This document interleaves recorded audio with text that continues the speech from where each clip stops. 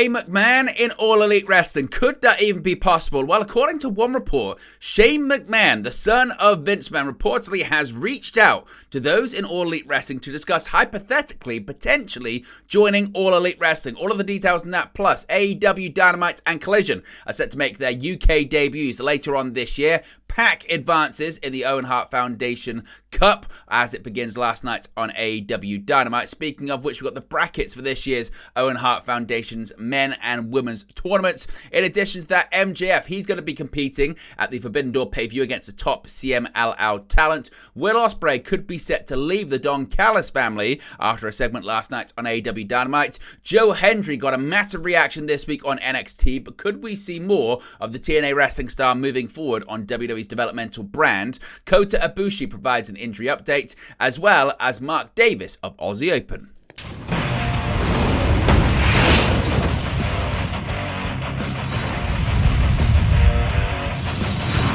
Hey guys, welcome back to Wrestling News 365. Hope everyone is doing very well. As always, plenty of news stories to get into in the world of professional wrestling. And let's start off with a truly remarkable story that many people would think could be impossible. And that is a McMahon in AEW. Could Shane McMahon actually join All Elite Wrestling? Well, AEW's Jim Ross discussed the prospect of McMahon showing up in the promotion on a recent edition of his Grilling JR podcast, noting the idea was, quote, so crazy that it might work, end quotes.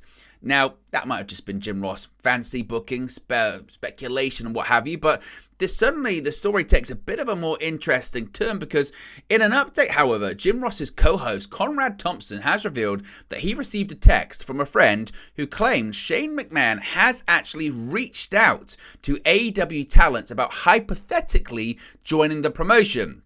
He said, quote, there was a friend of ours, he went out of his way to text me, hey, that's not as crazy as you think. I know for sure that Shane McMahon has reached out to wrestlers on the AEW roster to at least hypothetically discuss the idea, Thompson said on Grilling JR. Now, if talk of Shane McMahon joining the company has gone beyond a few texts about hypothetical scenarios is unknown.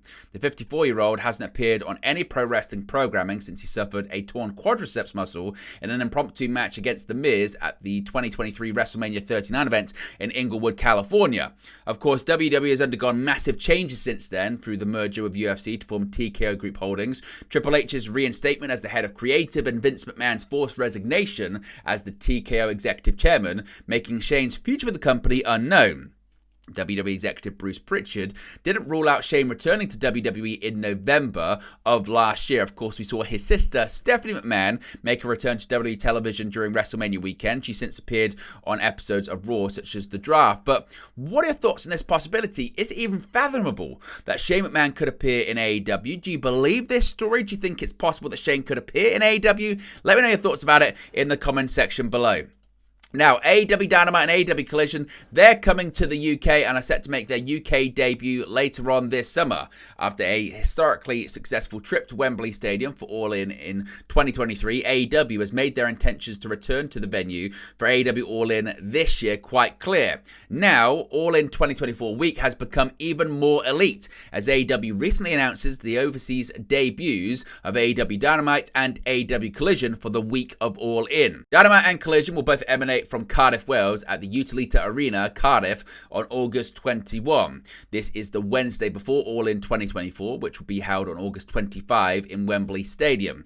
The event is being described as a double taping, which presumably means that Collision will immediately follow Dynamite. It's currently unclear whether Collision will have a special airtime due to this double taping process, or if it will air on its normal Saturday slot as a pre-taped show. Now, AEW President Tony Khan expressed the company's excitement for the overseas expansion of two of its 3 weekly shows, and he described the event as a perfect kickoff to All In 2024 weekend. Tickets are expected to go on sale Friday, June 28 at 10 a.m. British Summer Time. The tickets will be available on Live Nation, Ticketmaster, and AEW Tix. There were exclusive pre-sale opportunities mentioned for AEW insiders, but the details of said opportunities were unstated in the press release. Tickets for All In 2024 are also available on Ticketmaster and AEW Tix. As of this recording, at least 41,000 tickets have been sold for All In 2024 as AEW gears up to return to the United Kingdom. Ticket sales for the overseas debuts of Dynamite and Collision can be expected to reach huge numbers. So what are your thoughts on this? Do you think this is good for AEW? Let me know your reaction to it in the comments section below. Now, let's go to Dynamite last night, and Pac has advanced in the Owen Hart Men's Foundation Cup Tournament. Pac is moving on in the Owen Hart Cup Tournament after defeating Claudio Castagnoli in the tournament quarterfinals in the main event of AEW Dynamite. Pac defeated the Blackpool Combat Club member in the ring and then stared down Castagnoli's stablemate Bryan Danielson, who was on commentary for the match. The bastard immediately dropped Castagnoli into the corner with a kick to start off the bout, and the men brawled to the outside. Pac continued on the offensive, sending Castagnoli crashing into the barricade before getting him back into the ring.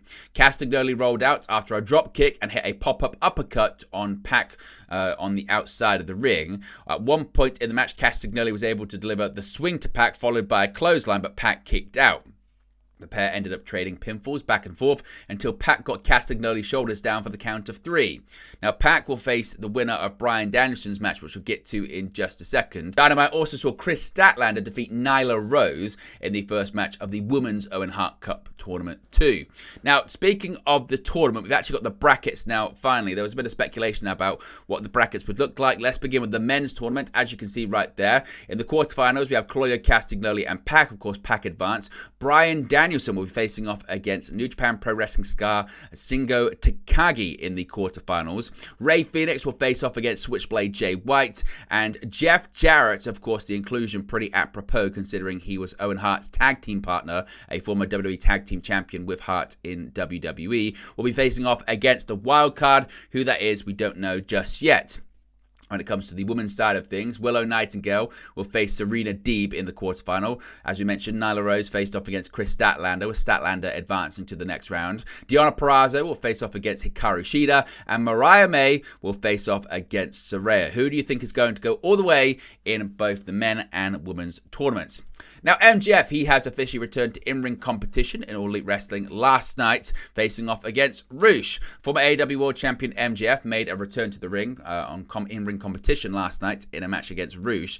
The match was presented commercial-free, and despite being battered throughout the bout, in the end, MGF would prevail via a pinfall victory after landing a brainbuster on Roosh. While MGF picked up the victory, in the end, his celebration would not last long, as he was met by Brian Cage, the Gates of Agony, and Hetchi Sero on the big screen. Cage said that the Young Bucks had arranged a special opponent for MJF at Forbidden Door and stated MJF would be facing Siema Al-Alstar Hechicero. However, Excalibur on commentary specified that the match would only be official once either Tony Khan or Christopher Daniels sign off on it. Of course, Forbidden Door will take place in MJF's hometown on Long Island in New York on June 30 at the UBS Arena. Now, going to Dynamite again last night, Will Ospreay had a face-off with Swerve Strickland, but maybe future plans for Ospreay's faction future were revealed. On last night's Dynamite, a top star seemingly confirmed he's no longer going to be affiliated with his former faction. In a heated in-ring segment between AEW World Champion Swerve Strickland and Will Ospreay ahead of their bouts at Forbidden Door, Ospreay made a declaration. Swerve Strickland questioned Ospreay as to whether or not he was going to utilize the Don Callis family in order to be able to win the match, noting that Callis helped Ospreay defeat Kenny Omega at last year's Forbidden Door. It was then that Ospreay passionately rebuffed the notion and said he didn't need the Don Callis family to win. The exchange would continue to escalate until Prince Nana interjected and reminded the pair to save their fire for the upcoming title bout at Forbidden Door. After the segment, the Don Callis family was shown backstage having watched what unfolded, with the latest addition Trent Beretta noting that the disrespect would not stand. In the next match, other Don Callis family members Kyle Fletcher and Konosuke Takeshita teamed with Roderick Strong and Zack Sabre Jr. to take on Mark Briscoe, Dante Martin, Orange Cassidy, and Kyle O'Reilly. So do you think the Don Callis family are going to play into the finish at Forbidden Door? If so, what do you think happens? Let me know your reaction to that one too. Now, Joe Hendry, of course, so many people are talking about him after his appearance on NXT on Tuesday. WWE said his name and he appeared. They believe in Joe Hendry. albeit briefly, on NXT on Tuesday. TNA Wrestling's Joe Hendry seemingly made a positive impression within the company. Hendry appeared at the beginning of NXT to enter the 25-man number one contenders battle royal for the NXT Championship and cut a promo on the ramp about being the one sensation in the match. His opportunity, though, didn't last long. He was the first man eliminated by former AEW star All Ego Ethan Page, and the match was won by Javon Evans. Despite the brief appearance, Fightful Select reported on Wednesday that Hendry is expected to make more appearances with WWE's developmental brand in the future, according to NXT sources. Officials were reportedly, quote, very happy with the crowd reaction for Hendry. TNA sources were also reportedly happy that Hendry's TNA storyline with Frankie Kazarian was furthered during the show, but others within the promotion wish Hendry would have got a more extended appearance. Hendry and Kazarian were the only TNA talent featured in the Battle Royal. Undisputed WWE champion Cody Rhodes appeared on NXT last week to announce the match for a shot at Trick Williams' title and mentioned some competitors would be coming from other locker rooms. Hendry has become a viral sensation with his theme song and accompanying music video making the headlines after I Believe in Joe Hendry began trending on charts in the UK. Fans had been clamoring to see Hendry on NXT after the company's renewed relationship with TNA saw stars like Jordan Grace and Ash by Elegance, the former Dana Brooke, appear on the show.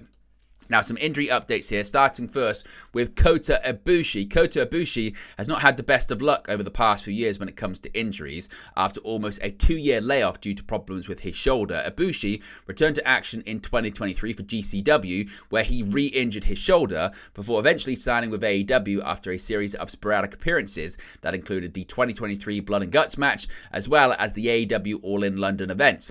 However, during his match against Namochi Marufuji at Pro Wrestling Noah's New Year's event on January 2nd, Ibushi injured both his ankles and had to undergo surgery, keeping him out of action for the foreseeable future.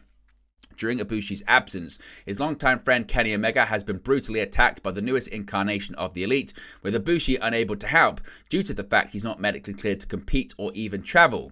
Now, there is hope that Ibushi could return to the ring soon, as the man himself responded to a fan's question on X about potentially coming to Omega's aid in AEW with an update on how close he thinks he is to returning to the company. He said, quote, of course, if my current doctor in Japan tells me that I can compete, I will report to AEW and return immediately. I'm now 85% alive, please wait a little more. So, seemingly, it was originally reported that Ibushi would be out of action for at least 6 months, possibly 1 year, to fully recover from his surgery. Ibushi had originally aimed to be back in 3 months, but that potential return date has passed. His last match for AEW was the Like a Dragon street fight on the November 15 episode of Dynamite, where he picked up just his second win to date in AEW.